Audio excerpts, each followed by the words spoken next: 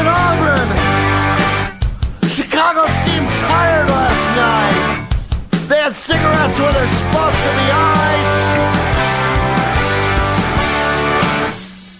And William Butler Yates. Oh, the Irish seemed wired last night. Hey, what's happening? It's me. I say that with the audacity of someone who expects you to know exactly who the fuck he is, and yet I don't think I'm fucking wrong. I think every single person out there right now knows exactly who the fuck they're listening to, baby. There's a lot of swearing for the first 10 seconds of the show. What? It seems surly, seems salty. Why so salty? Why so serious?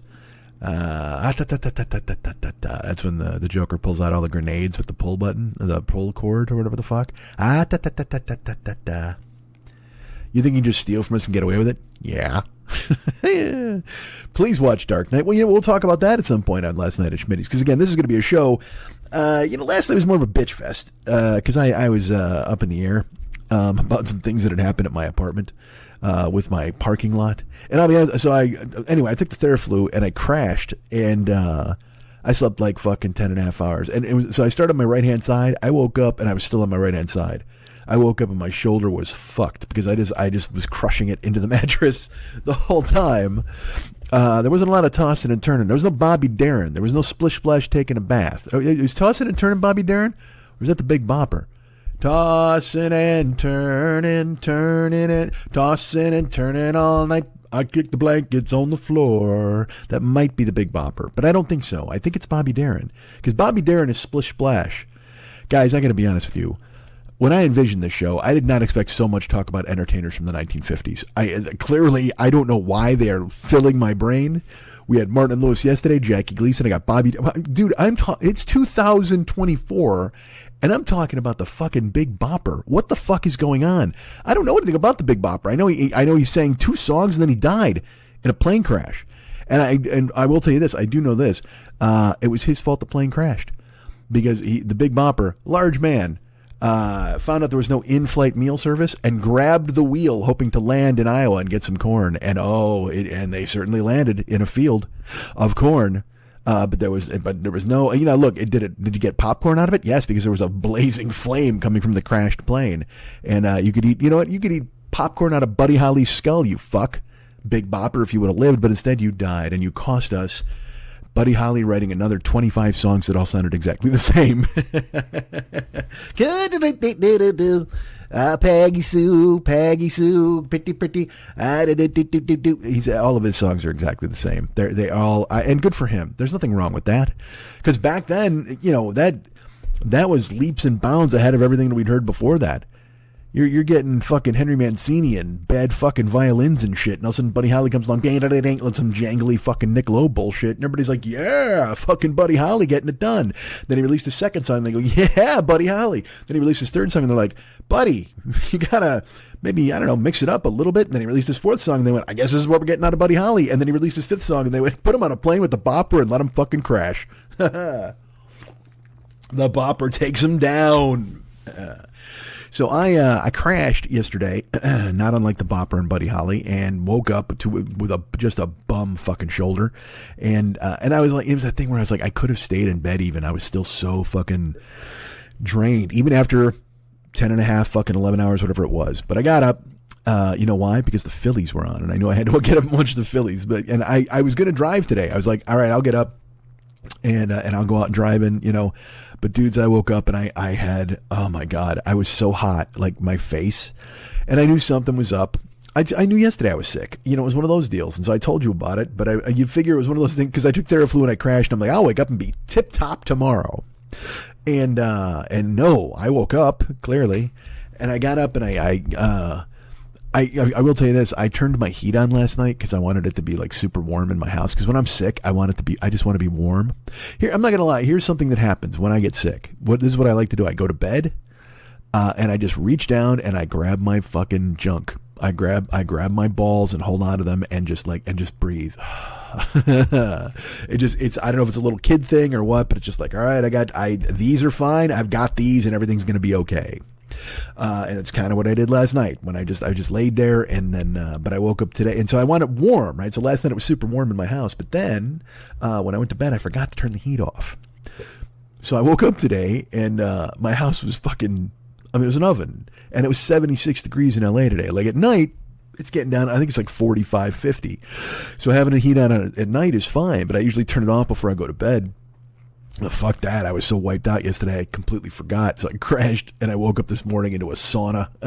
Which, that's probably another reason why I slept fucking 11 hours because the house is so fucking hot. I'm under I'm in flannel sheets with a fucking blanket on. I just wiped the fuck out, holding my balls, wake up in the morning 11 hours later. Yeah, my balls are still there. Good.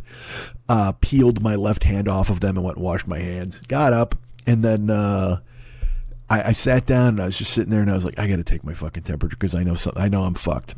And sure enough, I have a temperature. My temperature was 100.7 when I took it first.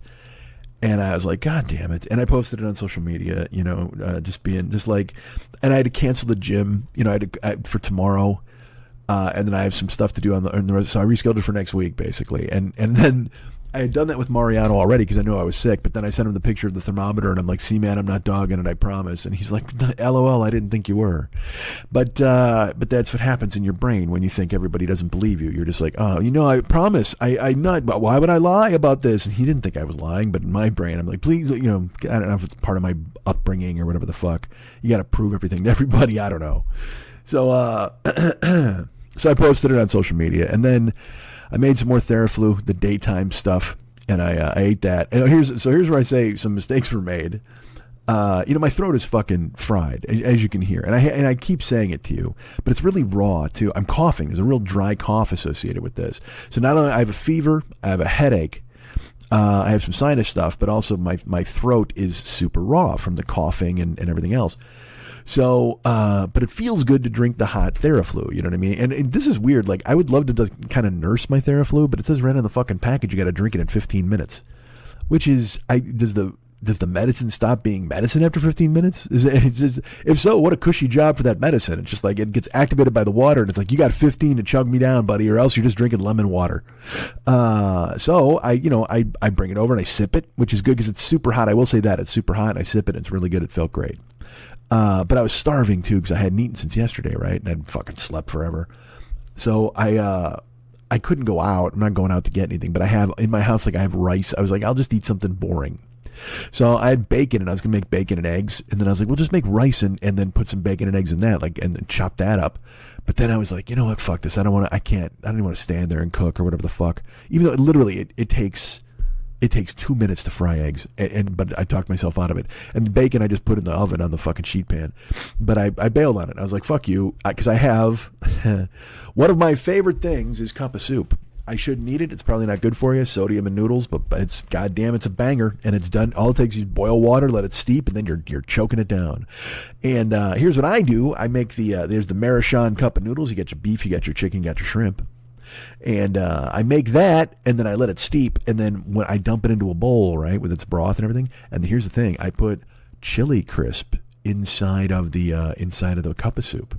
A little jazz it up, right? A little fastball. You can't just look. Regular cup of soup is a delight. I'm not going to argue with the people at Marachon. They've hit on a winner. It's been on shelves forever. I can't tell them to vary their recipe in any way, shape, or form, but you can always improve things. You can make some broccoli florets. You can chop up some asparagus and saute it. Whatever the fuck you want to do, you can jazz up all of your stuff. But again, I'm sick. I don't want to do that. My favorite thing to do with the Marachon is I put chili crisp in it, a big spoonful. And I should tell you, the chili crisp I'm using is that there's a stuff. There's two that I have. I have the Angry Grandma, which you guys might know about. It's a real bright, citrusy. It's got soybeans in it, crunchy soybeans. It's delicious, but I don't like putting that in my cup of soup. I don't mind it. If it's all I had, I would use it. But what I have a product called Holy Sheely, Tshili. Now, I will tell you this right now. If you've never tried it, Google it. And and once you Google it, buy it. That's it. That's your marching orders for the day. When I went to Mex's house last time, I was there, and Kristen likes, kind of spicy stuff. And I was like, you ever hear Angry Grandma? And she's like, no. And I said, what about Holy Sheely? And I bought them both while I was there. I had Amazon deliver them. And, Holy Sheely's not Amazon. They do it through their own website. But Amazon has the Angry Grandma. You'll have to Google Holy Sheely and go to their website. And Kristen was just like, oh my God, this is really good. And here's the thing. Put it on pizza. You can put, some people are like, I put it on ice cream, and I'm like, you are a fucking clown. I don't get that at all, but good for you. Maybe it's good. I don't do that, but I know a lot of people do. But I put it on noodles. I put it on rice. I put it on pizza. I put it on pasta. I'll make here's the thing I was doing. This is, and again, probably not the healthiest thing in the fucking world. I would make a package of spaghetti, and then take the spaghetti, and then I would put like 3 fried eggs in the spaghetti along with the chili crisp, and then just and some Italian sausage that I made. So it's like sausage, noodles, and eggs, and fucking chili crisp, and you toss that around. And let me tell you, it's fucking really good. I mean, if you like a pasta carbonara, you're gonna like egg yolks and fucking and noodles. Oh my god, what is this show? What am I doing here, guys? Here's the story about noodles. What the fuck? But it's the mistake I made so I put the chili crisp in, right? It's and I get a big tablespoon, and it's got sesame seeds and crunchy stuff, chili peppers, and I put it, you sprinkle it on top of the fucking rum, then you mix it all up, right? So I did that. I sat down, and first thing I got to do is work on the Theraflu. While my soup was steeping, I did the Theraflu, and I drank all that, and then I went and got the soup, and I went and sat down. And I watched the Phillies playing in miserable weather and Bryce Harper hitting 3 home runs, which was fucking amazing. And I'm working on the noodles. And I eat them with a chopstick. I like a chopstick, so I'm eating with the chopsticks. But what you do then is you're getting the noodles, but then it's leaving the broth in the bottom of the bowl, correct? Yes. So I'm eating the noodles, and then there's broth in the bottom of the bowl. And then I go, all right, well, I'm going to slurp this up, because that's how you do it. You just tip it forward. If you go to Japan, they'll tell you you're supposed to slurp this shit up. Nobody eats noodles in a fucking sophisticated fashion. Everybody fucking slurps them up. They make a sucking noise. It goes, the noodle spins at the end. You get broth in your eyes. It's a whole production, and everybody loves it. That's why Japan exists, for the noodle eating. But as I'm eating the noodles, then at the bottom is like all the broth, right? And I'm like, all right, so this is going to be good. I go to slurp it down, and I tip the bowl up, and I use the chopsticks to kind of pull some noodles in and also slurp the broth. And I get the broth in my mouth, and I swallow it. And you would think I sucked the devil's cock. It was because my throat is so fucking raw. Okay. Now, hot Theraflu is fine. It's coated, it's lemon, it's whatever, friendly and coated. Kind of about friendly. It's very friendly. It's a friendly taste. It's lemony. It coats your throat. But chili crisp is aggressive. It's got chili peppers, and it's hot, and it's kind of spicy, and it's not super hot. That's the thing, is it's not. It's really not. But if you've been coughing out your fucking liver all goddamn day, and your throat has like fucking tracks on it like a junkie's arm, the second I swallowed this fucking broth, and I almost yelped. It was just like, ah, and it burned, because you know what it felt like? I will tell you this: when I was super fat, I used to get acid reflux, and it was terrible. It was, if I ate anything, with tomatoes, if I ate late and then I went to bed, because I was a giant fat guy, my stomach would press down on it, and then it would, you'd get acid reflux. It would go up into your throat. And so I would take Acid AR, and I've talked about this before. You're supposed to take Acid AR occasionally. They're like, hey man, take it once or twice a week, maybe, if you wind up with acid reflux. And that was 1 pill. I took 2 pills of Acid AR a day, every day, for like 5 years. And I know my liver is just waiting to fucking come a cropper and say to me, hey, it's time to pay the check, buddy. Some shit's going to happen. Because I was so fat, and I kept eating, but then I didn't want to have the fucking acid reflux, because when the acid reflux would hit, because sometimes, look, even when I had the Acid AR, dude, sometimes even that wasn't enough of a line of defense, and I would wake up, and there's nothing worse. Nothing worse. If you've had acid reflux, you know exactly what. Then look, all right, there's something worse. You get your fucking leg caught in a bear trap or some shit. But how often does that happen? How often? Let me ask you this: how often have you eaten a bowl of spaghetti late at night, gone to bed, and gotten your leg caught in a bear trap? Like never, right? Nobody's ever fucking done that. However, if you eat a bowl of spaghetti and then you go to bed and you take your Acid AR and it doesn't work, and then you get a fucking throat full of stomach acid, holy shit! You just want to fucking punch Jesus right in the stomach. It's so because you're like, how could this kind of pain exist? How could this disgusting? Because here's the deal: you get a throat full of stomach acid, right? And I would wake up in bed and I'd sit up and I had to get up and I'd have to go and cough it all up, like a lot of that. You know what I'm talking about, like hacking up a loogie. But it was like ha ha, and you're spitting out orange because it's stomach acid in your fucking throat, and you're orange and red, and then look. it doesn't taste great. All right. So that's the deal, is it's in your throat and then you're coughing it up through your mouth. So then your taste buds are like, wow, this tastes a lot like something we should never, ever taste because it's in our body and it's used to break down fucking food. Hey, could you stop licking batteries in the middle of the fucking night? That's what my tongue said. I was like, Jesus. That's what I did. I would have to get up and here's the thing. I would have to cough it up and I'd be up for 40 minutes. I'd be coughing and trying to get as much of it out as I could. And here's what I had to do. All right. I had to eat toothpaste. And then you're like, oh, you mean you brush your teeth? No. I mean, I'd brush my teeth, certainly. But what I would do is I would take, because I have close up, and I would have to rub it on the back of my tongue and swallow it. So then the cinnamony flavor would go into my throat and supersede the taste of death that was lurking in there from the stomach acid that had already been burning up my fucking throat lining. I mean, it was just, and then I would have to sleep sitting up. Like the rest of the night, I would have to go just because, why would I invite that sort of trouble again? And I know you're thinking to yourself, that happens to you one time. You know what you do? You stop eating spaghetti at night. Guess what I don't do? I don't give up spaghetti ever. Who wants to give up spaghetti? Spaghetti is glorious. So when I see spaghetti, I'm fucking choking it down. I'm at morning, noon, and night. I don't give a shit. I'm the spaghetti guy. That's me. Hi, how you doing? I'm the spaghetti guy. And by the way, spaghetti. Fuck your angel hair. Fuck your fettuccine. Nobody gives a shit about your flat noodle. No one wants. And look, I can work with a fettuccine. I can work with a cavatelli. I can work with an elbow macaroni. Why did I mention noodles? There's a lot of noodle talk on this fucking show. I can do all of those things, but spaghetti is the one. Whether if I go to a fucking Italian restaurant, if I'm at home, I like spaghetti. I like a toothsome noodle. I like that so much, I might learn to play an instrument so I can form a band and name it Toothsome Noodle. Because I want to see that in a fucking bass drum. Don't you? Don't you want to see a bass drum that just says Toothsome Noodle? You got to go top and bottom on that, right? It's not, you can't do, and it's got to be around, like Toothsome has to start like at 10 o'clock on the clock, and then the E in Toothsome has to be at 2 o'clock. So from 10 o'clock to 2 o'clock, like where you'd have your hands if you're driving. So 10 o'clock and 2 o'clock is Toothsome, and then Noodle would be from like 7 to 5, I would imagine. But that's what I like. I like a spaghetti, and I'm not giving up fucking spaghetti just because I might be in pain fucking in the middle of the night. Who cares? You know what? Not when I have my system of coughing up a bunch of stomach acid and then swallowing a bunch of toothpaste. That shit sounds like something the Taliban would do. Holy fuck. Remember Daniel Pearl, the guy that cut his head off? Well, before that, for 3 weeks, they kept fucking making him cough up stomach acid and then eat toothpaste. Like, here you go, buddy. How's that grab you? And he said, do me a favor, please. I'm begging you. Cut my head off. And they put him off. They're like, dude, we can't do that. Come on. It's not happening. And finally, he convinced them. He's like, all right, I will, whatever you got to do is fine, but please cut my head off. All I ask is I don't know when it's coming.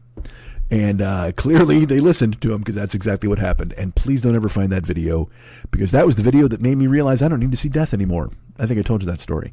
Because I've seen a bunch of horrible shit on the internet, as we all have. But that was the one video where I just went, oh man, this seems intrusive. This seems like I'm seeing something no one should ever see. One of those deals, you know?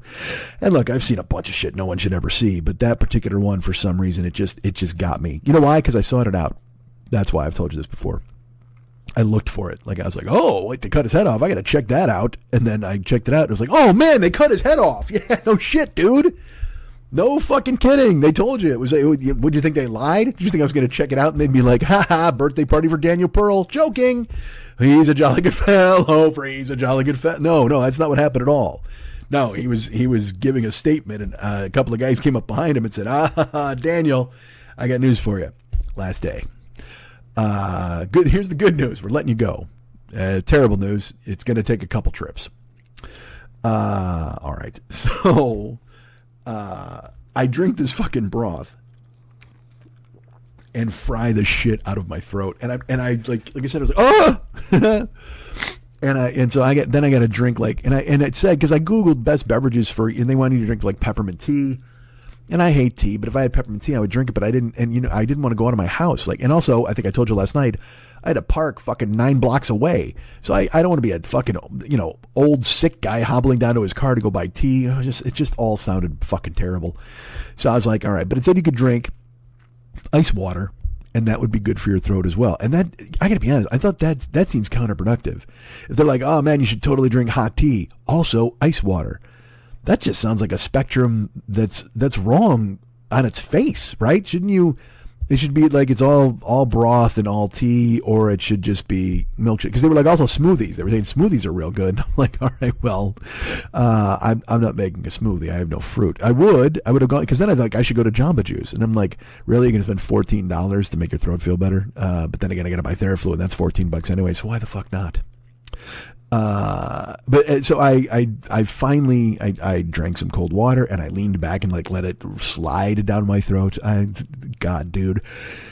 And I'm alone too. Like when I posted the thing on fucking Facebook, I'm like, does anybody want to come over and kiss my forehead all night long? Because that's what I associate with, like a mom, like when she would like kiss your forehead and be like, oh, you totally have a temperature, like that kind of thing. Not that my mom ever did that. I don't think she might have. I just know that that's a deal. Like when parents are taking care of their kids, they're like, oh, you got a temperature. Oh my goodness, we should take care of you. My mom almost killed me once because she ignored my appendicitis. That's totally true. But I've told you that story. But I'll tell you it again. Why not? Because if anybody new is here, when I was like fucking 7 or 8, what year was it? Yeah, I was 8. And I couldn't move. I was laying in bed, and I'm just like, oh, and I was moaning, because that's another thing I'll do too when I'm sick. And hold your balls and moan. And so Lenny was like, he told my mom, he's like, hey man, Mike's sick. And she's like, tell him to stay in bed. And I did. And then a couple hours later, whatever the fuck it was, he's like, hey, Mike's still sick. And she's like, all right, well, tell him to stay in bed. And then finally she comes in and she sees me, and I just remember looking at her. She makes this face that I've never seen before. She's terrified. I can see it. She's just like, oh my God, what is going on? And she immediately is like, we gotta go. And they wrap me in a blanket, and they carry. Was my dad there? Maybe he might have been, because he used to come by and bang my mom occasionally. And they carried me out. I was so bad, they had to meet me in the parking lot of the hospital with a wheelchair. That's how bad it was.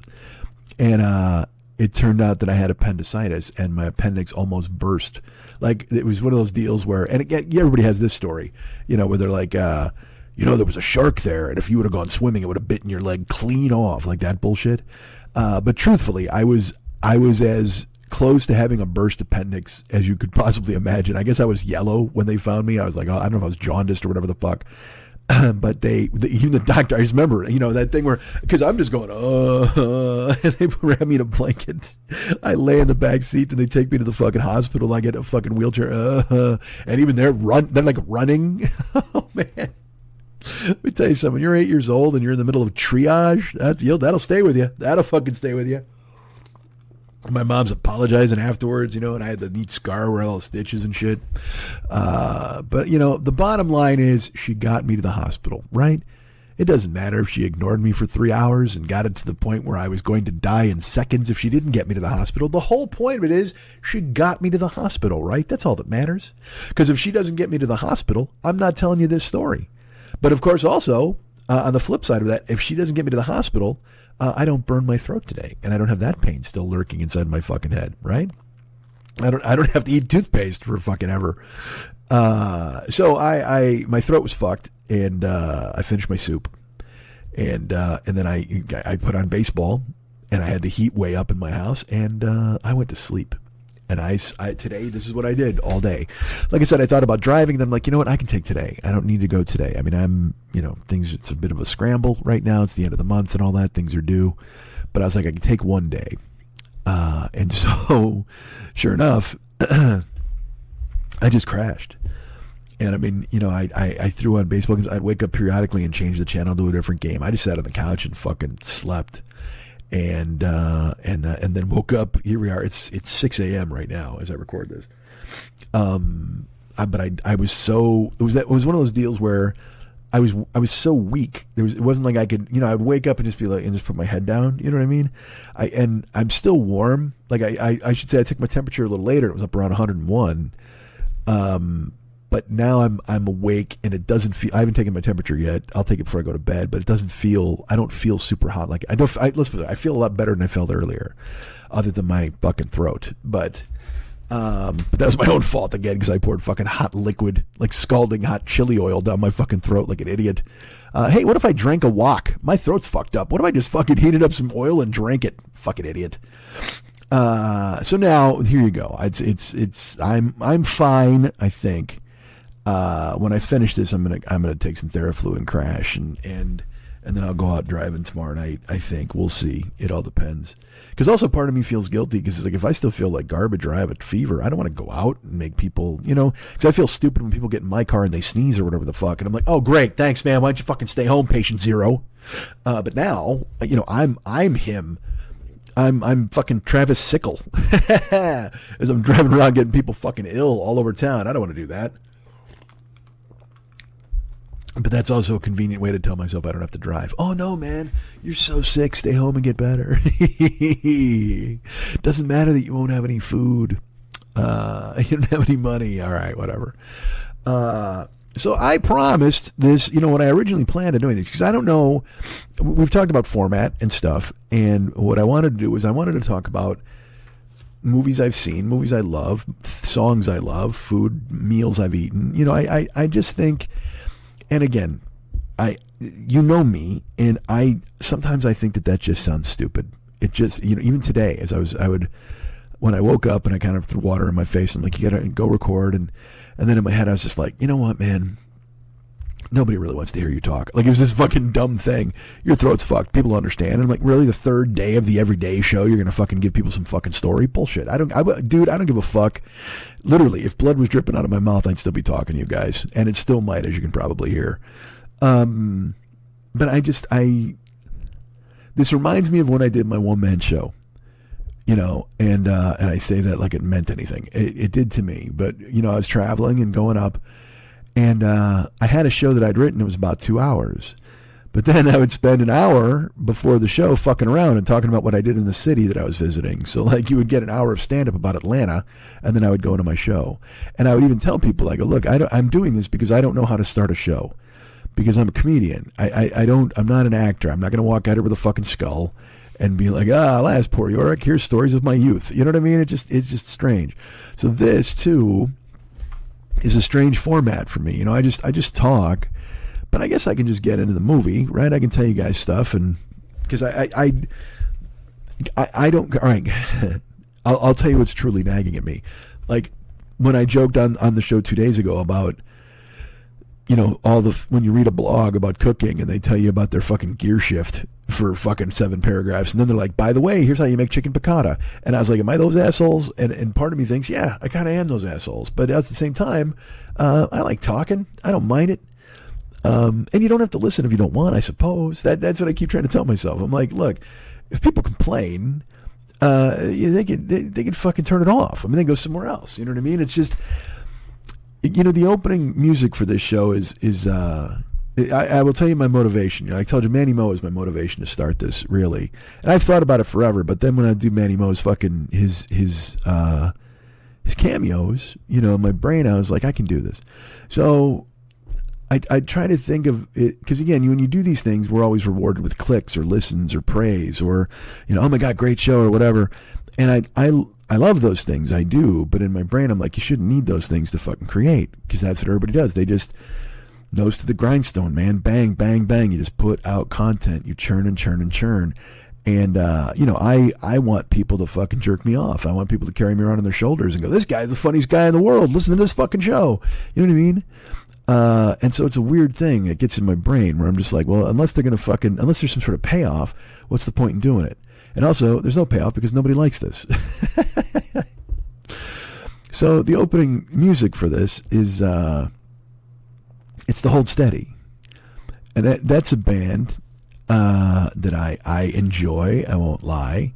And honestly, it was another inspiration for me, is Craig Finn, who's the singer from the Hold Steady.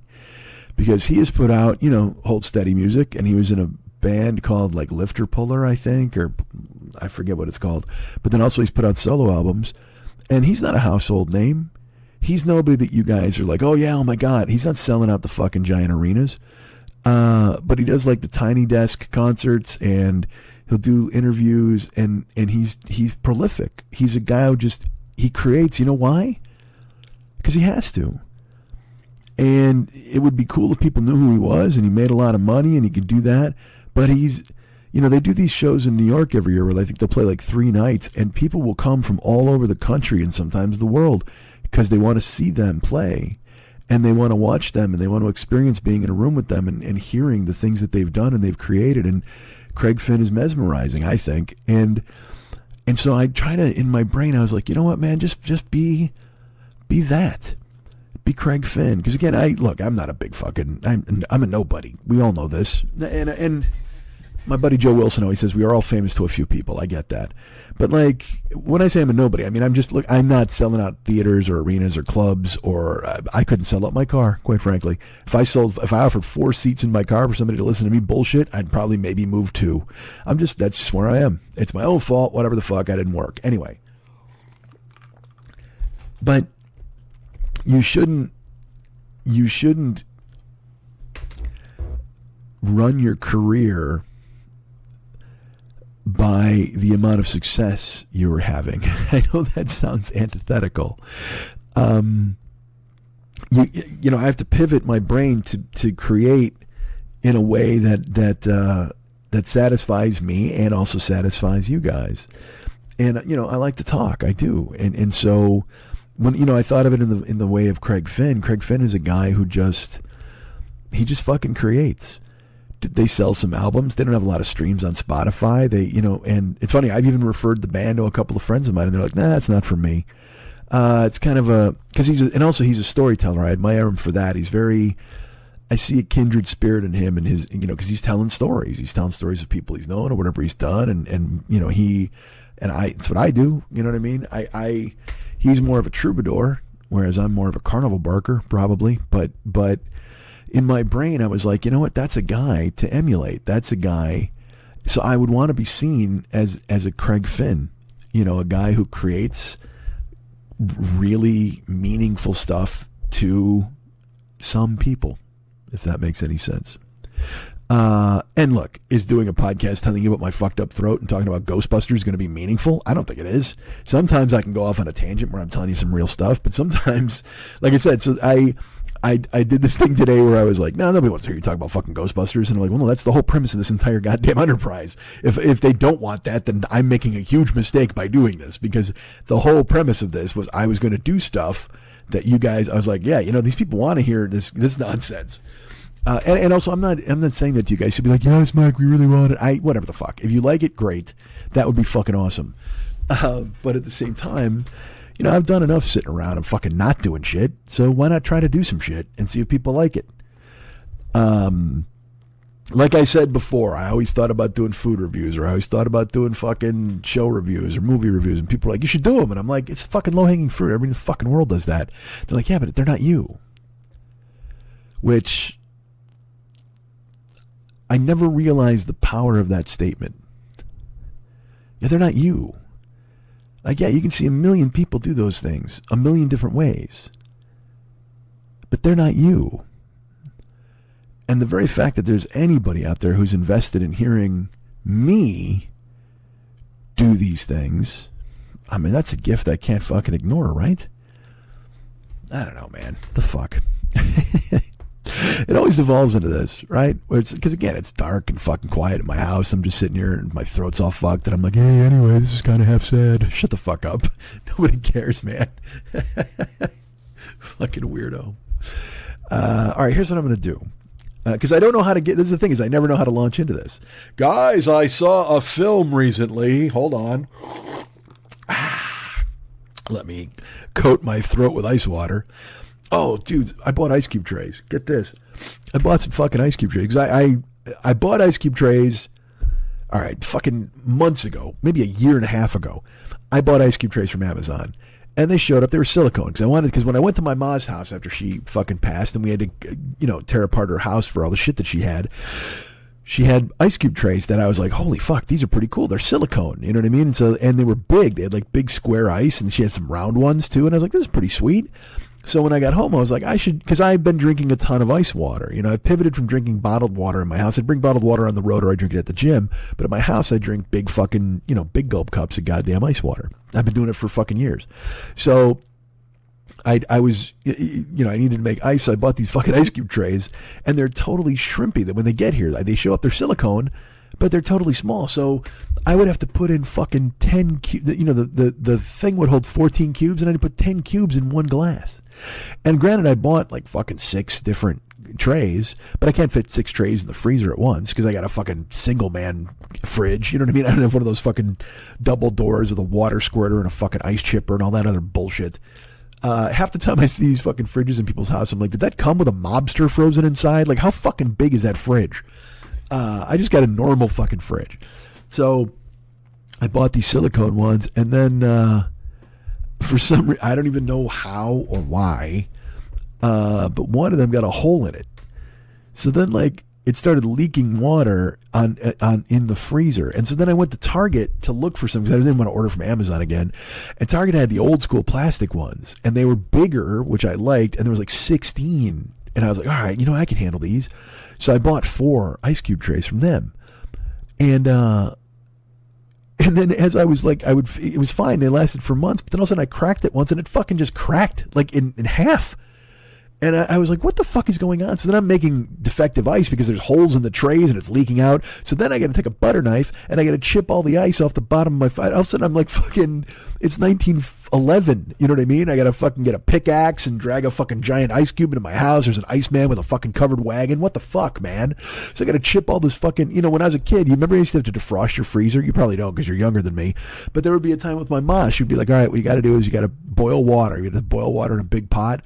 Then you just you put the boiled water in the freezer and you close the door, and the steam would melt all of the ice that was all over the fucking place. Because again, we were broke, so we had some piece of shit fucking Norge, whatever the fuck it was. And so my mom was like, yeah, we can't buy a fridge, so let's do it ourselves. This will be fun, you guys. No, it won't. It won't be fun ever. Freezer burn all over fucking everything. Jesus Christ. So and with my mom's friends, who knows, there's probably a fucking hand in there somewhere. So, I like my fridge. It's fine, but it's just not big. So, but these fucking ice cube trays break. Even the little silicone ones, they got holes in them and shit. And I'm like, what the fuck is going on? So I had to buy some new ice cube trays. So here's what I bought. I bought, because I still have one of my plastic ones is still intact. And then I bought 4 silicones. And one of them holds, the smaller cubes are 12, and then the bigger cubes are 6. So I bought 2 trays of 6 and then 2 trays of 12 or 14, whatever it is. And let me tell you something. Those big fucking cubes are amazing. Everything is beautiful about them. But I've now made ice with them twice. And do you know how difficult it is to get the fucking ice out of the silicone? Like, it's because again, with the fucking plastic tray, you just crack, and then you dump them. That's it. They're done. They're ready to come out. But these, it's like because they have skin. It's like you're trying to remove a bone from a fucking arm. I mean, it's because the fucking silicone has wrapped itself around the ice, and then it's frozen. So you still got to twist it a little bit to kind of loosen them up. But then they don't dump out. You have to use your thumb to kind of press it. But then they won't just come out easily. They come out halfway, and your hands get freezy cold because there's 4 different trays. So then I'm pulling the ice out, and I got to run the hot water so I can put my hands into the hot water and then do the fucking ice. And dudes, the problems never end over here, ever in the Valley Ambassador. The problems never end. I got to park 8 blocks away. I can't get my ice out of the trays. I burned my throat with scalding liquid. What has happened to me as a person, as a man, as a human being, as an American? Let's talk about that. What has happened to me as an American patriot? All right.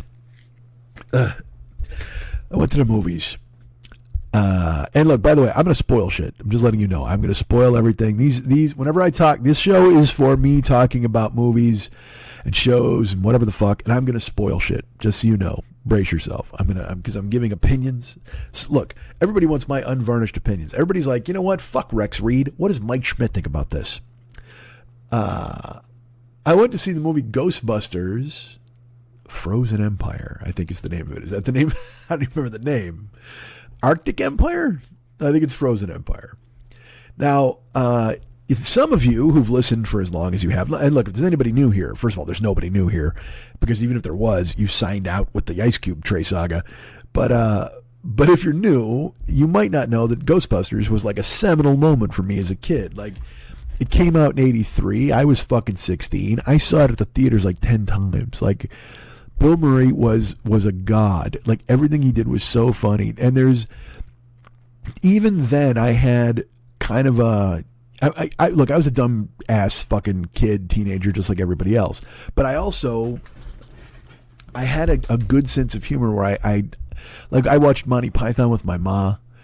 I wasn't a dummy, I guess is what I'm trying to say. I understood nuance, and in watching Letterman, I understood irony. Like, I knew these things, what the concepts were. I didn't know maybe what they were called, but I knew what was funny and what wasn't, and to them, with them to me. So, like, there's a great scene in Ghostbusters where, like, Sigourney Weaver's walking with this fucking petty musician guy, and she looks over, and Bill Murray is just doing like a curly shuffle in the middle of a fucking thing for no reason. Something I love about that is, again, in those movies, when someone does something unobserved and they act silly, it will never not lay me the fuck out. It's always so funny because, again, he's just out there. He doesn't even see them. He's waiting for her, clearly, but he does this thing where he's kind of like half skipping, half shuffling. And in my brain, I'm just like, oh my God. Because, again, he's doing it to entertain himself, because the world is his fucking carnival and he can do whatever the fuck he wants. I love it so much. Another example of that is in Dumb and Dumber. In Ace Ventura. Dudes, in Ace Ventura, and I understand if you view it through today's lens, there is problematic content within Ace Ventura, and I understand. And if you choose to no longer fuck with that movie, you don't think it's good, or you're upset about it, I hear you. That's fine. But there's a scene where he wants to investigate. He goes to a fancy party, Jim Carrey, and he wants to investigate the grounds of the mansion or whatever the fuck. So he pretends he has to go to the bathroom. So he goes into the bathroom, and then he climbs out the window or whatever. And then he could just go to where he's going. Okay, he could literally climb out the window and make his way across the fucking courtyard and go find the thing he's looking for. But instead, he pretends like he's a spy who has to have the most difficult route available to find the thing he needs to find. So he does this dumb thing where he presses his body to the wall, and he grabs a windowsill even though he's not hanging, and he slides across it, and then he slides his arm around to the other one. I can't even describe it. But if you watch it, just consider the fact in the movie, he's doing that for him. Like, it's not like there's anybody there and he's making them laugh, or he's just like, the character is such a fucking idiot that he thinks it's hilarious to just fucking act like a goof. Because, again, he could walk. He could literally just walk. Nobody would say anything. He'd walk over and find whatever he's looking for. But instead, he does this Mission Impossible fucking sliding on the wall, and he swings his arm around like he's hanging off of a mountain. Dude. And when I saw it in the theater, I was dead. Like, I was rolling. Ace Ventura is one of those movies that I took 5 different people to see. I'm like, you have to see this. Because he just goes for it. He's just unbelievably, unabashedly ridiculous in every second of that movie. And the bravery and the fearlessness to do something like that. Because, again, he'll tell you that, you hear the story where he's like, when he got that movie, he was like, this is it. This is my shot. And so I'm going to do all of the goofy, dumb shit I want to do. And if it works, great. And if it doesn't, we'll figure it out. And it turned out to be a gigantic hit. And then he became, Jim fucking Carrey. And again, I know that in recent times, Jim Carrey may have done some things that might upset some people. And I know that there's some possible incidences in his past. And I get it. All right. But that's not what I'm talking about. And I promise I won't do that with everybody. Because, again, you would have to do it with everybody. No matter what, I'd be like, oh my God, that guy's hilarious. But yes, I understand that at one point he wrecked the buffet at the Harrods Club.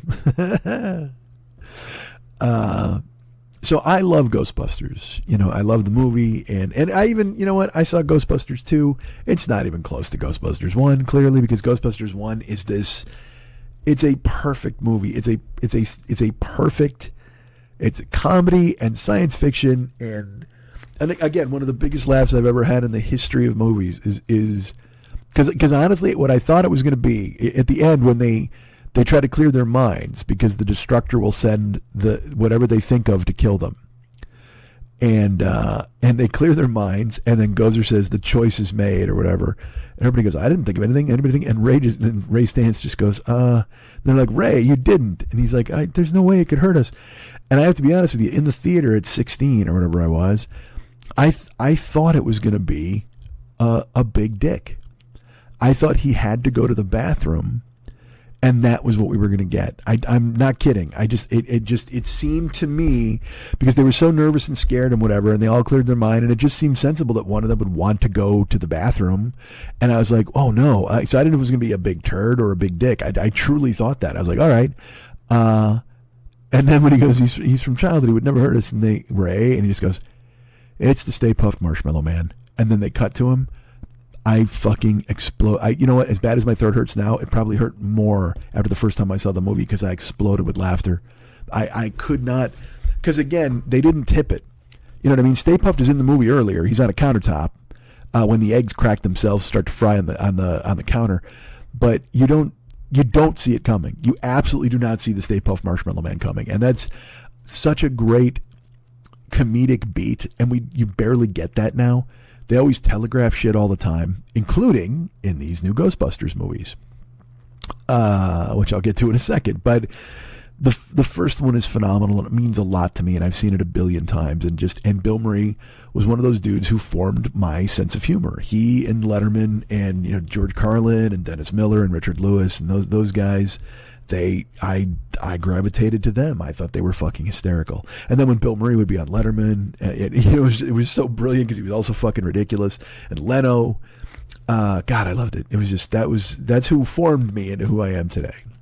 So I loved Ghostbusters so much. And the second one came out, and I was like, all right, it's fine. I don't. When you look back on it now, I'm not sure if it's. I haven't seen it in fucking forever, so I'm not sure how kind time has been to it. But it's got Vigo the Carpathian. That's all that matters. Carpathian? I don't have any fucking idea. But then they announced they were doing the sequel, which was a couple years ago. I forget. Is it fucking 2021 maybe? And, I knew I was going to see it, and I told Pat, I go, look, we're seeing this, right? And he's like, oh yeah, we got it. And I'm not expecting anything out of it. And so we go see, it was Ghostbusters Afterlife, I think was the name of that one. Ghostbusters Afterlife, I believe. And what it was there was a whole guys, there's a whole new team of Ghostbusters. Oh, you know what? I'm actually, I should say this. I have never seen the Ghostbusters remake with Kristen Wiig and Melissa McCarthy and Kate McKinnon. I've never seen it.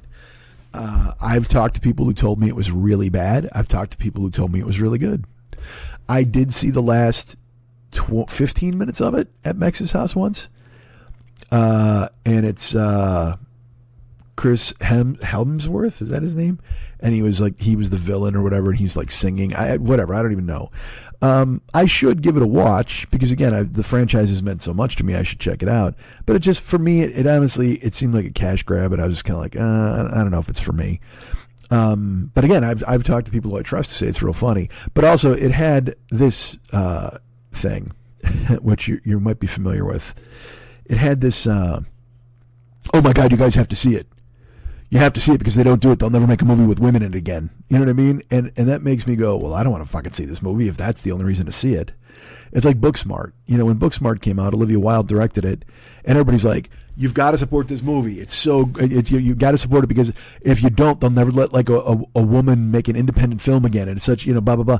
And I'm like, that's the stupidest thing I've ever heard. I mean, and who knows, the studio might work that way. And yes, it's the landscape is tilted in favor or against. I understand all those things.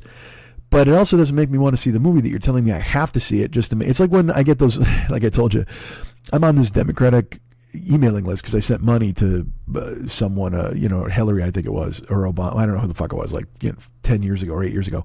So I used to get these emails where they were like, "Hey man, Beto O'Rourke needs your money."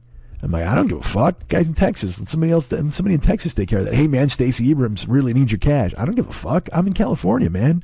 I'm not paying Stacey Abrams for what? We've got to save democracy. And then the funny thing is, Pete Buttigieg was another one, and then he loses a bunch of times. Beto O'Rourke loses twice. Stacey Abrams, I don't even know what the fuck she's doing now. She lost a bunch of times, but they constantly said, "We need money. Oh my God, they need the money. You got to go ahead and save them." And I get news for you, man. I don't have to do a fucking thing. They're in Georgia and Texas and Indiana, and good luck to all of them. And I hope everything goes well. But the fact that politics became a national sport, and I'm supposed to fucking support people in Rhode Island, fuck that. I mean, I vote here, and whatever happens, happens. And is it all going to fall apart? Yes, it is, probably. But you know what? At least they got a bunch of stickers.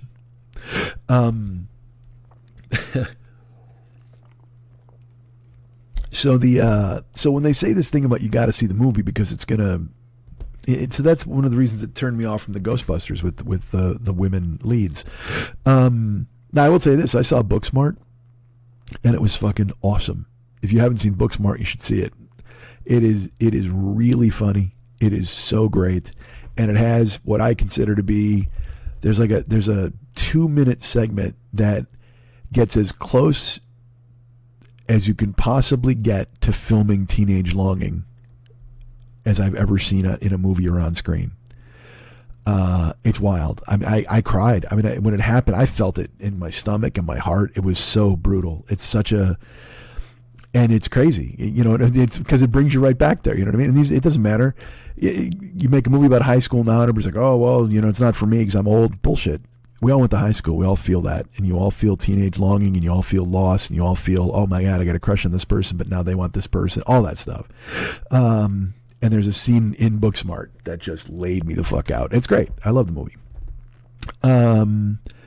But yeah, so that was one of the reasons why I didn't see the Ghostbusters, because they were like, "You gotta go. If you don't go, they'll never let ladies be in a movie again." I'm like, that doesn't make any sense, but all right. And I like Kate McKinnon. I love Kristen Wiig. I think she's a fucking genius. I will be honest, I don't have a hankering for Melissa McCarthy. And from what I understand, in that movie, she's the straight person. Like, she doesn't get any funny stuff to do, which is ridiculous. I don't know why you'd cast her as the fucking straight man. And then there's Leslie Jones, who I am being told constantly is the funniest person on earth by a lot of people that I trust, and good for you guys. So that was another reason why I didn't go. Not Leslie Jones specifically, but I'm just saying there were whatever, who cares? So I didn't see it. So I should see it if I'm going to speak, I guess. Well, no, I can still talk about the Ghostbusters. Why not? Why not? Hey, look, I saw the first one like fucking 50 times, so I could probably speak to this. And then the second one. And so then I saw Afterlife.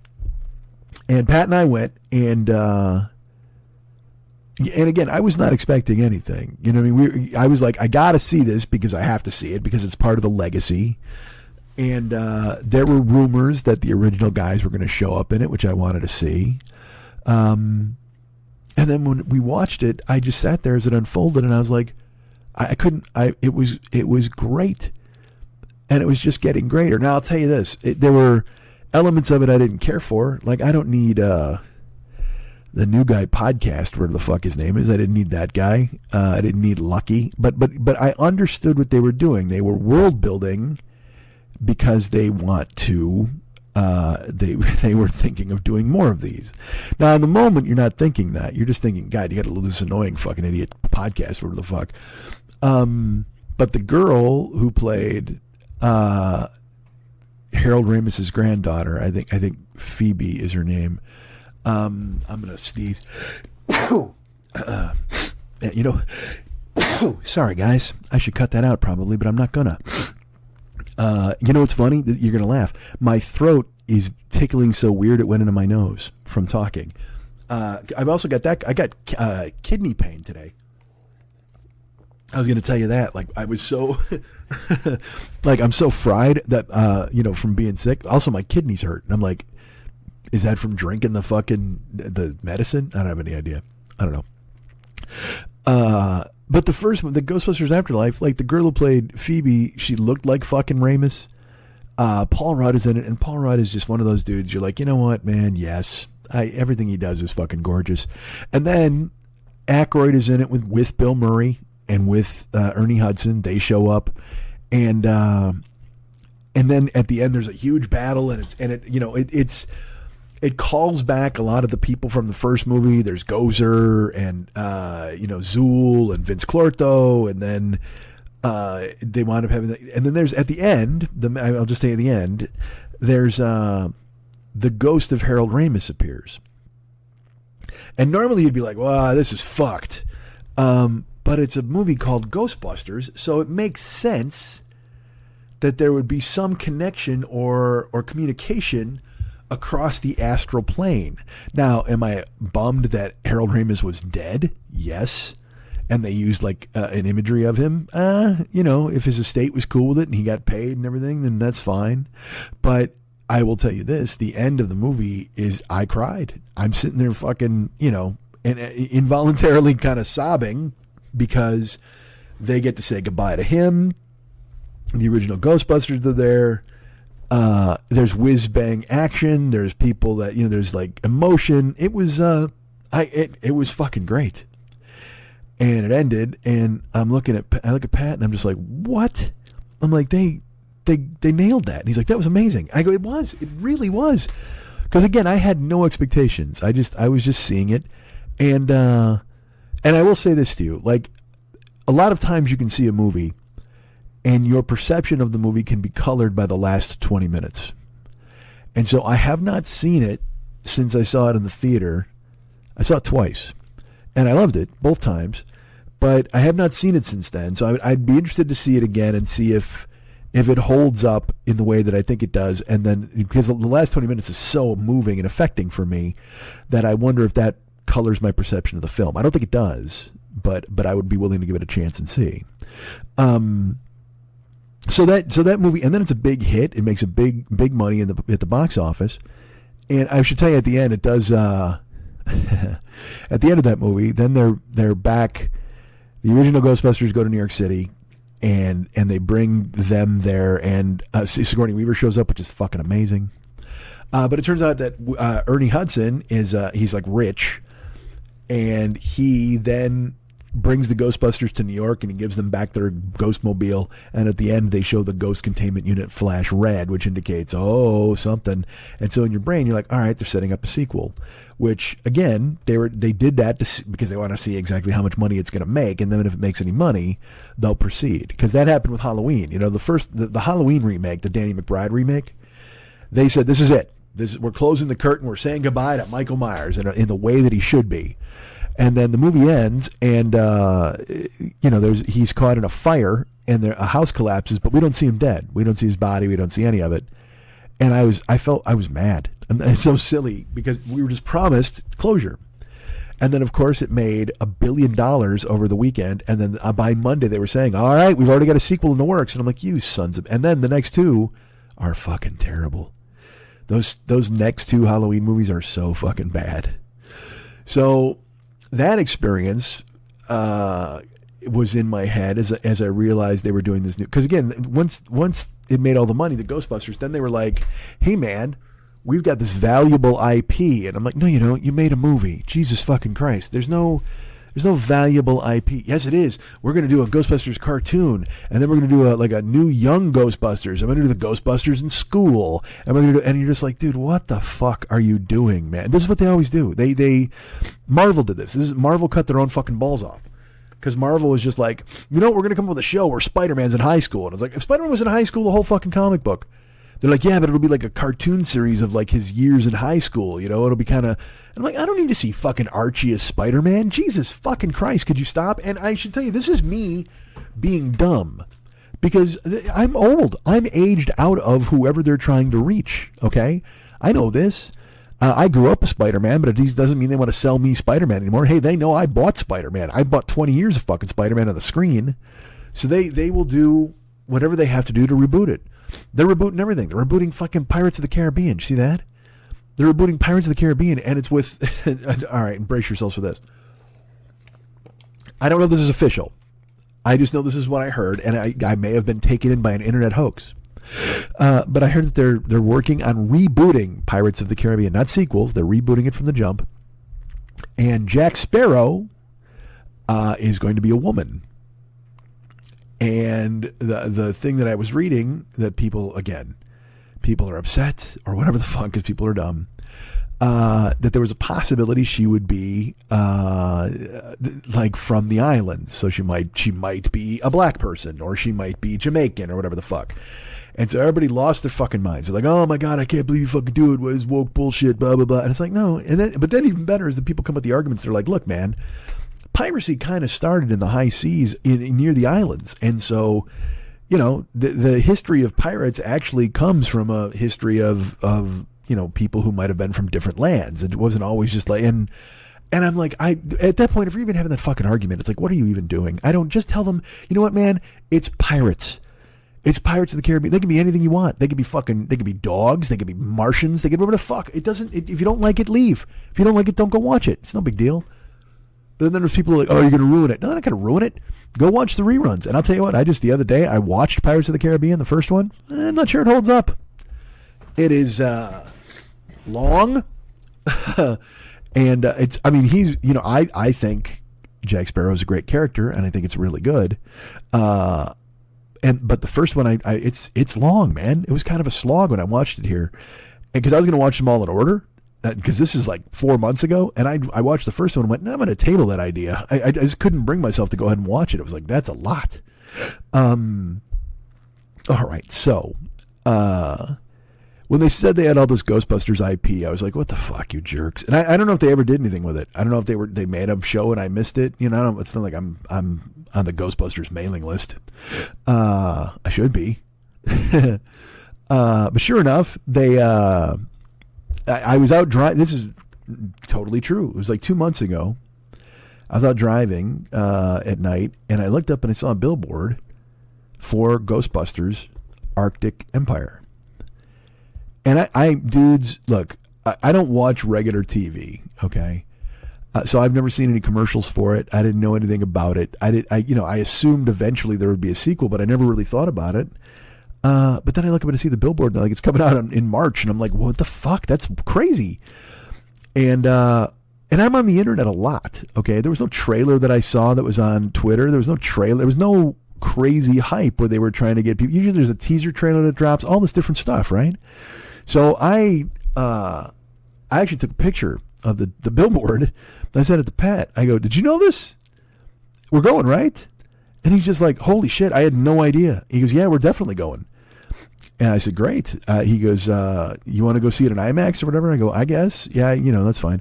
Pat and I have a tug of war about where we see movies. Like, there's a really great theater by his house.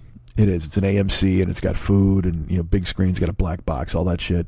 But then I have a Regal by my house, and I was in, I'm not now, but I was in the monthly Regal thing for $20. You can watch all the movies you want, that kind of thing. And it just, after 3 months of not using it, because I was using it really consistently, but then after 3 months of not using it, I was like, well, fuck, I'm just going to put this on hold, man, and I did. But he never, I'll say to him, hey, man, come down to Regal. We can split one ticket. It'll be great. And he's just like, well, why don't you come up here? And all right, man. And I never mind because I like meeting Pat and I like that theater. But then he's like, hey, do you want to get the tickets? You want me to get them? I go, grab them. Just let me know how much they are. He goes, okay, great. He texts me and he goes, all right, man. He goes, they were $27 and we're going on this day. And he goes, just Venmo me when you can. And so I Venmo'd him and I sent him $27. And in the comments, I just wrote, $30 for a movie is fucking insane. And he texted me back. He just said, agreed. It's because it was a matinee. Like we were going at like 4 p.m. or something. And he's just like, and it wasn't even an IMAX. It was in the black box, which again is really amazing because it's super dark and the sound system. I love it. Like I would go all the time to that. But I mean, $27 again, like I said, it's $23 at Regal and I can see all the movies I want the entire month. So, it seemed high, but that's okay. So I met him and we went to the movie. And I will say this. Look, we all know what concession prices are like. I know this. I'm not telling you anything you don't fucking know. But I do have to admit, it's a little crazy when you go to get a large soda and it's $8.50. I mean, that is... You can get a 12-pack of soda for $4.40 or whatever. a large soda for $8.50. And I know you're like, well, you don't have to drink a large soda. And yeah, I shouldn't drink any fucking soda. I get it. But sometimes when I go to a theater, here's what I like. Because here's why. Especially the Regal, I don't do it. But at the AMC, they got a suicide machine. So you can mix up all the different flavors. So I usually get like a fucking raspberry lime suicide Coke and a big popcorn. And it's salty and fucking sweet. And you just sit there and it's summer and it's fucking beautiful. I love it. Because I love the experience of seeing a theater and seeing a movie in a theater and popcorn and all that stuff, right? So I ordered the Coke, and then they had I was gonna get a popcorn, right? But then they had hot dogs, and I was like, oh, I don't know if I want. And I go, wait a minute. I go, you guys have hot dogs? And she goes, yeah. And she turns around and she reaches out and she just hands me a hot dog, and I grab it, and I didn't want the hot dog. Like I was trying to decide between a hot dog and a popcorn. It was more of a, oh, you guys have hot dogs. And she goes, oh yeah, here. And she just handed me one. And the hot dog again is also like $8.50. Popcorn's $10. But it doesn't matter at this point because I've touched the hot dog. Like I even if I want to go, hey man, I didn't want this hot dog. It's in my fucking hand. I can't just go here, put this back. Because if I was the guy behind me and I ordered a hot dog and they gave me the one that the previous guy had warmed up with his fucking big mitt, I'd be like, get the fuck out of here. I don't want the fucking used hot dog. Secondhand warmth. And so, but I still felt, so I had to buy the hot dog. I had to, right? You got to. You can't just go, I don't want this and give me the popcorn. But now I can't get popcorn because I'm not going to spend fucking $36 on fucking snacks or 26 or whatever the fuck it was. But I still want them spending fucking 18 or whatever it was. So I get the dog and then I go to get my suicide soda. No raspberry, but I will tell you this. Tropical. They had tropical Coke and lime Coke was there. So I mixed up the tropical and lime Coke. It was a delight. I don't know if it will replace the raspberry lime, but I will tell you that the tropical and lime was a decent backbencher, I guess I'd call it. Speaking of that, have you guys tried the Coke Spiced? Coca-Cola Spiced that is available right now in your local store? Drink it. And thank me later because it has raspberry in it and it's so good. It's gloriously good. And I would drink it every day if I was looking to die. So Pat and I, we go into the theater and we watch trailers, and I love trailers, guys. I do. I'm a huge fan. And have you heard of this movie called Civil War? Because we were hoping to see the Beetlejuice trailer because Pat hadn't seen it. I had seen it online. I wanted to see it. But we didn't get that, but we got the Civil War trailer. Now, if you don't know what this movie is, I mean, just telling you the name, you're going to figure out what it is. It's some movie where the United States splits off and like Texas and California secede and team up and they're at war with the rest of the U.S. There's a scene, the White House is under siege and all this shit. But you watch the trailer and, with the way things are going right now, it seems a little prescient. You know what I mean? It's not one of those things where you're like, oh, ho, ho, like Red Dawn. You were like, oh man, the Russians are never coming here, but you know what? Maybe they will. This is a little on the nose, man, because especially if you go online, you got all these people making Civil War fucking Reddit accounts and shit. And like, I don't know. And I'm not saying you shouldn't make movies or art. But I am saying that when the trailer finished, I in my brain, I was like, I don't know if that's a great idea. And then Pat leans over to me and he goes, do you think it's a good idea to make a movie like that with the way things are going? And I said, no, I do not. I was literally just thinking that. And he goes, that's crazy. And I go, yeah, I mean, I'll see it, but I don't know if I'm going to be living it soon. Who knows? So, Ghostbusters starts. It starts with a whiz-bang action scene where, now I will tell you this, in the beginning, they're in the Ghostmobile, the Ectomobile or whatever, and it's running hot, and they talk about how it's all beat up, but then the rest of the movie, they use it. They never fucking repair it. Like, there's never anything where they're like, oh, we should fix this. But no, it's weird. They're just like, oh my gosh, this old beater. Look at the Ghostbusters. Get your fucking trick your equipment out. I don't know. You build proton packs, fix the fucking car. I'm just, I'm not going to get into the minutia of describing everything. What I'm going to tell you is, as much as I loved Ghostbusters Afterlife, I must say that Ghostbusters Arctic Empire did not live up to it because There's just too many people in it. We've got, because Aykroyd is in it a ton. I will say that is huge. That Aykroyd is in it because he's so good. But there's like all right, again, I'm a child, and I'm going to tell you this right now. I like Annie Potts is in it. Okay, I like Annie Potts, and she's a key part of the first Ghostbusters. Ghostbusters, what do you want? Right? Okay. Well, in this movie, when it comes time to fight the ghosts at the end, Annie Potts has a fucking uniform and she suits up to fight them, and she has a proton pack. I'm like, what the? Wait a minute, who hired the 75-year-old secretary to be part of the goddamn Ghostbusters? Like, she's answered phones, and now this, and again, if you're looking at these movies for reality, I understand it's ridiculous. All right, I know I'm a fool, but here's the thing: I liked Paul Rudd. I like the girl Phoebe. I like Paul Rudd's wife in here, Cassandra, I think is her name, or what the fuck, or Callie. I don't even remember what the fucking name is. But she's great. But I don't need the new, because it's the same thing where it's the problem I have with Marvel. Marvel, I want to see the Hulk. I want to see Captain America. I want to see Spider-Man. I want to see all those people, right? Well, now they're like, here's Hawkeye's lady friend, Lady Hawkeye. Here's, you know what I mean? Like, because they're setting up the new Avengers, and I get it. All right. I understand business, and they're trying to get young people. All right. So as I watched this movie, I wound up saying, thinking to myself, I'm like, this is just a movie for kids. And then in the very next breath in my head, I go, yeah, it's a movie for kids.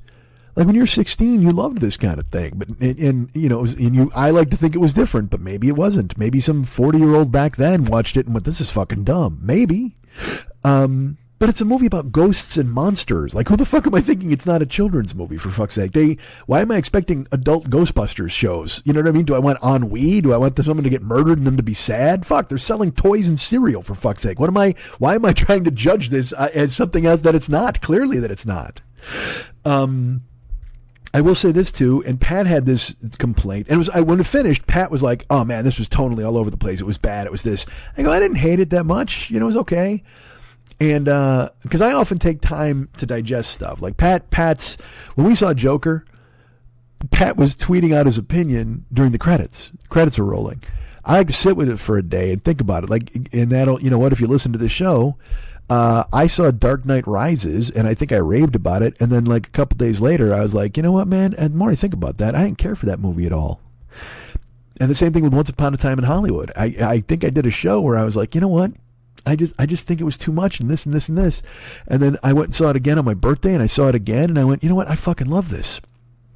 I can be changed. My opinion can be changed. I can sit with something and figure it out. So when this movie ended in the theater, I was like, I didn't think it was good, but Pat was like, that was wrong, tonally all over the place, blah, blah. And I go, yeah, you're not wrong, but I don't know. And what's flawed about it? Like I said, I don't care about any of the new people. I don't care about Podcast, the annoying guy. I don't care about Lucky, the spunky girl who are going to team up with Finn Wolfhard and Phoebe as the new Ghostbusters going forward. I don't know what it did at the box office, so maybe they're not. I have no idea, because you know how that works. It just for me, it fell flat. You know what I mean? And it's because it's not what I'm looking for. I'm not saying it's bad. You guys can watch it, but again, it's the same story. I will say this: the containment unit was full in this, okay? And they're like, oh my god, the containment unit is full. What are we going to do?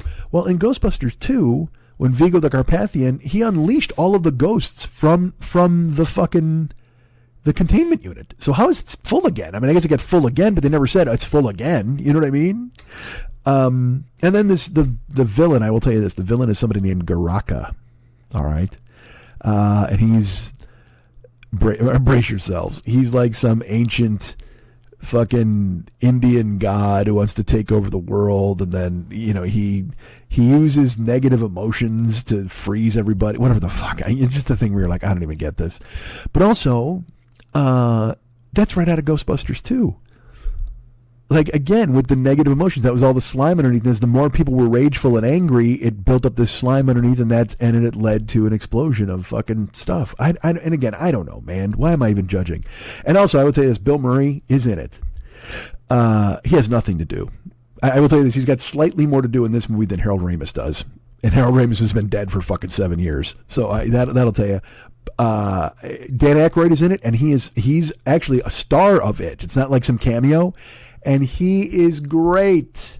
I understand young people are probably like, who's this weird uncle? But he does the shit that Aykroyd does, where he just reels off a bunch of verbiage and he talks in fucking circles about a bunch of stuff like space, and it's crazy good. There's a scene, all right, they go to a fucking library and they try to do some research, and they run into the guy that he knows. They go downstairs. It's some doctor fucking, I don't know, Bruno, whatever the fuck. And Hubert, I think was his name. They go downstairs, and it's Patton Oswalt. And they do this scene where, and granted, it's an exposition-filled scene to explain to you what's happening.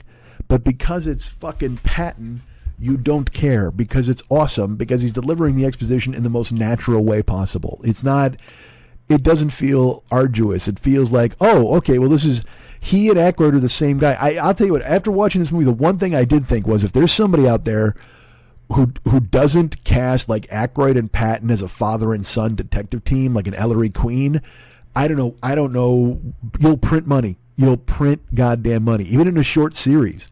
Because Aykroyd is one of these dudes who he's in a movie called The Couch Trip. He was in all these shitty 80s movies, all right? But he was always good because he's himself. He's psycho. I mean, it's just a way. He's on the Joe Rogan podcast from like a year ago or whatever. I've saved it. I won't listen to it because it's fucking 4 hours long. But I want to hear it because I want to hear him talk. He's another one. He's like David Lee Roth. Like I told you, I love language, okay? And David Lee Roth, the way he uses language is fucking, I just really admire it. And I feel the same way for Aykroyd.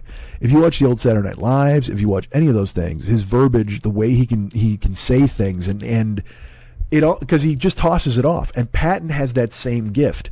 So if you got the two of them, like I said, as a father and son, like detective team solving crimes, and they don't have to fight, they don't have to do any of that shit. If they were just smart, have fucking Patton be like a Hercule Poirot and fucking Aykroyd be his manservant, whatever the fuck. You should team those guys up in everything because they were so goddamn good. It's the best part of the movie for me.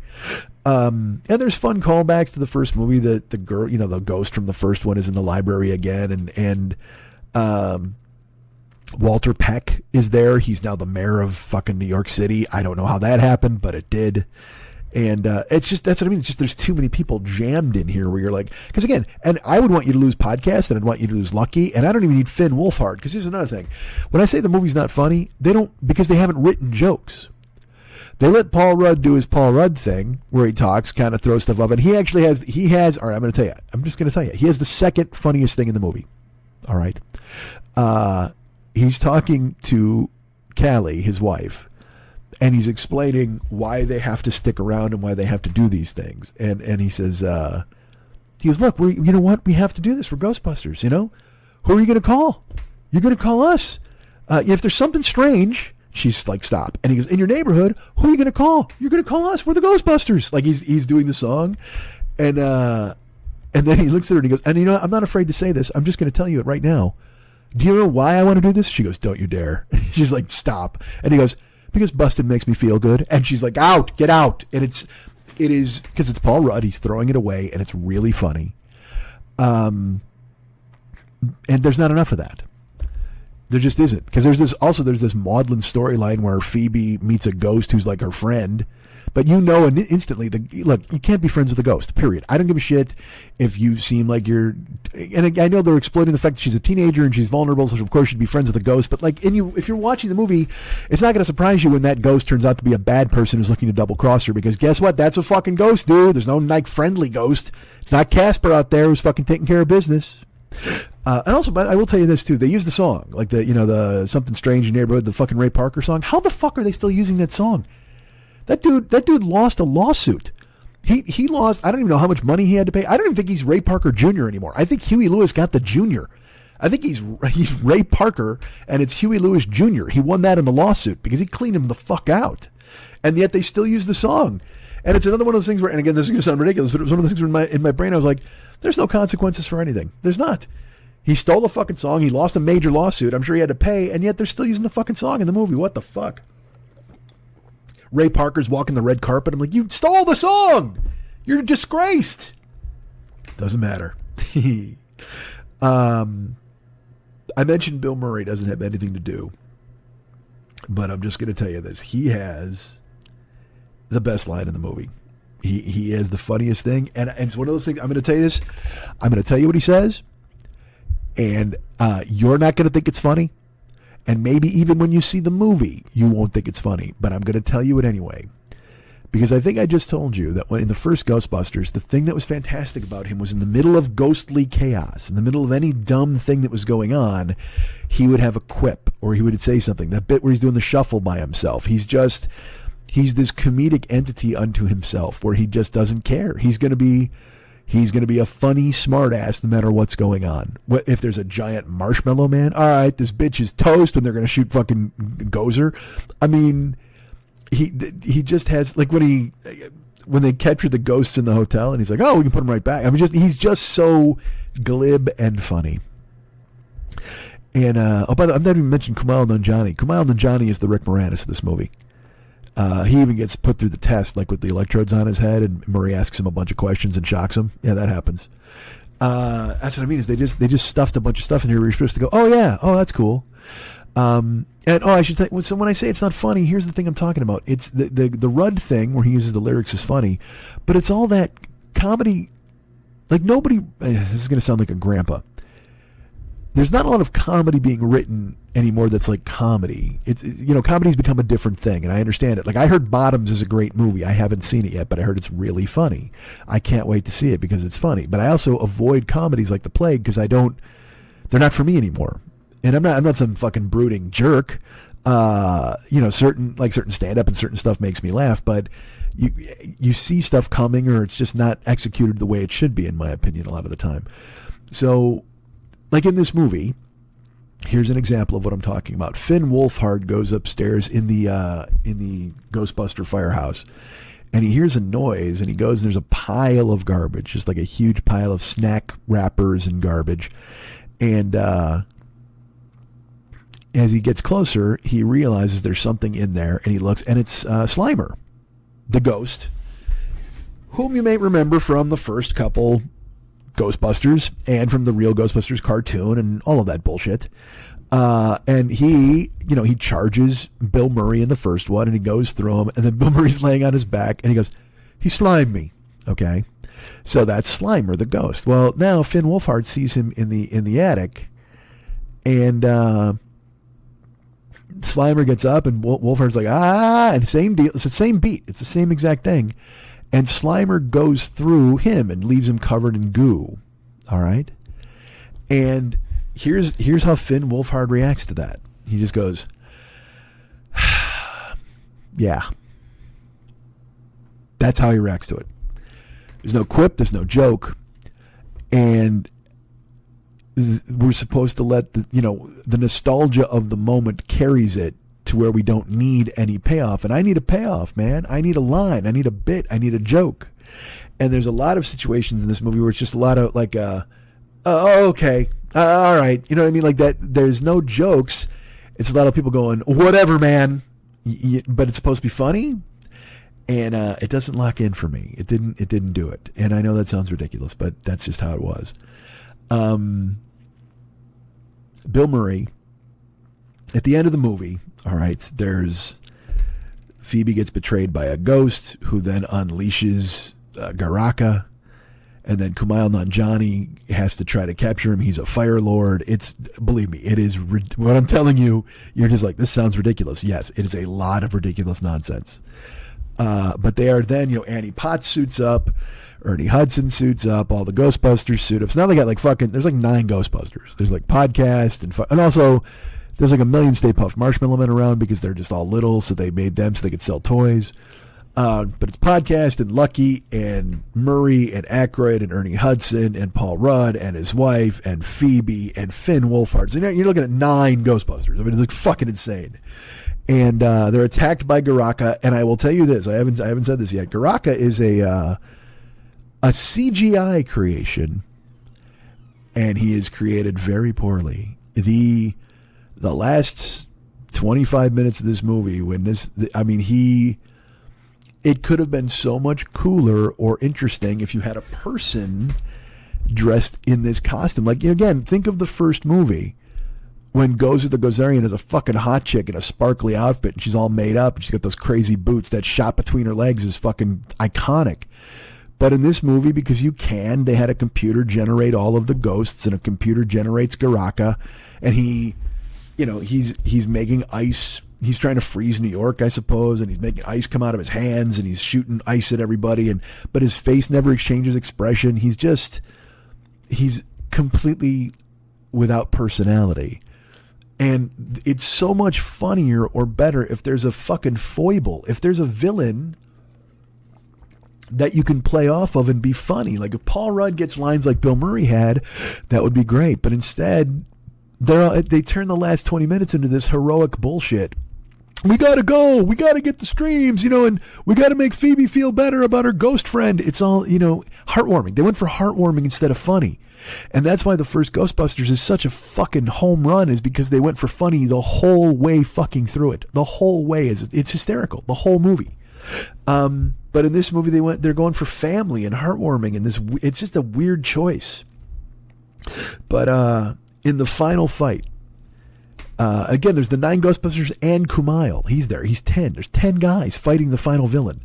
And when I say fighting, they're just shooting him with proton packs or whatever the fuck. You know what I mean? It's not like it's not a John Wick physical battle. Just like, oh, I gotta cross the stream. Don't. What? It's the same shit. But if it's funny or done artfully, or if you had a better, you know what I mean? Like you could have made it in a. I know it's been 3 years, but it feels like they wrote it the next day. It's just odd. But in the middle of the chaos, there's a huge fight, and all of the Ghostbusters are using their proton packs, and they're shooting, and then there's fire and all of this stuff. And in the middle of it, Aykroyd says, he says, I can't remember exactly what it is, but he says something like, and because again, figure this, it's chaos, there's a monster, there's explosions, there's fires, there's, everybody's trying to save the world, and Dan Aykroyd says, I haven't done that since I quit smoking in the 90s. And Bill Murray, in the middle of everything, everybody's got their proton packs, they're shooting, they're fighting demons, there's in this, New York is being frozen by an ancient demon who's been unleashed. And Dan Aykroyd's like, I haven't done that since I quit smoking in the 90s. And there's a beat, and Bill Murray goes, proud of you then, proud of you now. And it is, without question, the best moment of the movie. It is the funniest thing. I blurt laughed because that's what Bill Murray does. In the middle of this CGI fucking stupid nonsense, cartwheels and bullshit and whiz bang and marshmallow men and a fucking CGI villain and everybody screaming and yelling and proton packs and ghosts. And since I quit smoking in the 90s, proud of you then, proud of you now. And he does it with the Bill Murray straight face. Lily saw the movie before me, and she's like, I want to hear what you thought of it. And then all I did when I got home, I just texted her, proud of you then, proud of you now. And she just gave it a thumbs up. But I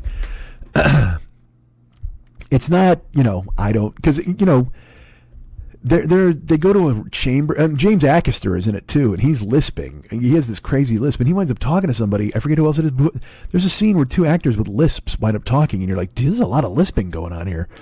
You figure I'm in the movie if there's that much lisping. So anyway, I don't know how to wrap this shit up. I never do. But the point is, I love the first Ghostbusters more than the possibility of having my own child. It was so important to me as a kid. It's still that important to me now. It still holds up, and I'll fight you on that. Ghostbusters 2, I haven't seen in forever. I remember I tolerated it just because I had such goodwill for the first one. Ghostbusters Afterlife, absolutely you should see it if you haven't, because it's fucking great. They did a really, really killer job. And then the last, like I said, 20 minutes really is just brings it home to a point where, because Pat said to me, he goes, they should have stopped at Afterlife. And I was like, nah, come on. You knew they were going to do this. But that's not an argument. Saying you knew they were going to do this is not an argument. He's right. They should have stopped at Afterlife because it put the button on it. Just like the first Halloween should have had Michael Myers die and we saw his body. It should have put a button on it. But if there's a fucking penny to be squeezed or a nickel to be earned or a dollar to be sold or stolen, they will do whatever they can, and they will just bleed this IP into the ground. Case in point, Beetlejuice 2, which I hope is great. I'm excited. I saw the trailer, and I love Michael Keaton. And by the way, this is another thing, too. We were watching the movie, and afterwards we were like, because Keaton looks amazing. I don't know if you saw that clip from the Oscars where Danny DeVito and Arnold Schwarzenegger come out and they do a sketch, and it's so bad because they're trying to improvise. They're trying to be funny and whatever. It's not working at all. It's dying a death. And then they make a Batman crack, and then they go, oh, he's right here. And they cut to Keaton in the audience, and Keaton, he sells it like he's a fucking badass. Like he's just staring right at them because he's supposed to be Batman, and just looks at them, and he's in a tux, and they're like, and then they start going, yeah, but they it's so bad. They just yammer over one another, and they go, yeah, we should kick your ass, blah blah blah blah. And Keaton just puts his fingers up, and he's like, he pulls. I can't even, you can't see me, but it's like, come on, and it's glorious. It is such a fucking amazing clip, and Michael Keaton is a genius. I'll see Beetlejuice. I don't care. He's another one. He's like Bill Murray. I'll see anything they do. Michael Keaton, Mr. Mom. Another thing when I was a kid. Night Shift. Jesus Christ. Go watch Night Shift. I'll do. I should just do a show on Michael Keaton, and I will. But boy, oh boy. But it made us think because Murray is. Bill Murray seems old in this movie. He's very gray, and seems a little tired. Like they didn't give him a lot to do, but even so, he's almost kind of like. And so I was like, well, I wonder how old this dude is. You know what I mean? And I said, he's got to be 70. And then Pat looked it up, and he's 74 this year. And he's like, but he looks like, so whatever. And he goes, Michael Keaton's got to be the same age. I go, Michael Keaton's not. I go, Michael Keaton's probably like 65. He Googles it. Michael Keaton will be 73 this year. Same age as Bill Murray. But looks like he could climb a mountain with no equipment. Fucking amazing. And just intense, and man, I love Michael Keaton. I love him so much. So, but also then this, I'll tell you this: when you see this movie, you see Ernie Hudson. Ernie Hudson is 79 in December. He just turned 78, and I'm like, he looks amazing. Like Murray and Keaton looks great, but boy, oh boy, when I saw fucking Ernie Hudson was 78, I'm like, you got to be kidding me, man. It's crazy. It's a crazy thing. All right, so I would see Ghostbusters Afterlife if I was you. I wouldn't pay to go to the theater to see Ghostbusters Frozen Empire or whatever the fuck it's called. But because Ghostbusters meant so much to me, I was predisposed to see it. I'm seeing it no matter what. And I will say this, I don't know what it did at the box office. But I'm not sure they make another one of these. Because it's also that, the kids are young. Are they going to get older and then do this again in another 3 years? I mean, as the actors, it can't be interesting to them. I wouldn't think. I bet Aykroyd wants to do a whole series of these, or a fucking, show on Netflix, whatever the fuck.